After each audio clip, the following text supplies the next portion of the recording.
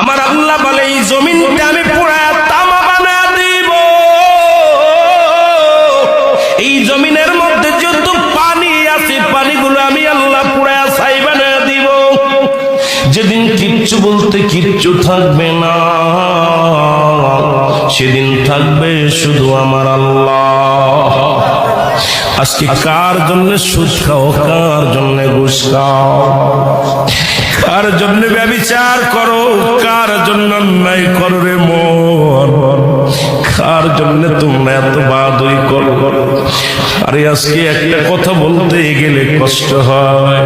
এই জমিনটা আল্লাহ পুরায়া তামা বানায়া দিবে। এই জমিনের মাটিগুলো পুড়ে হবে তামা। এই জমিনের যত পানি আছে পানিগুলো পুড়ে হবে ছাই। এই দুনিয়ার মধ্যে কিচ্ছু যেদিন থাকবে না, ওই তুরস্কের কত বাহাদুর, কত টাকাওয়ালা মিনিটের মধ্যে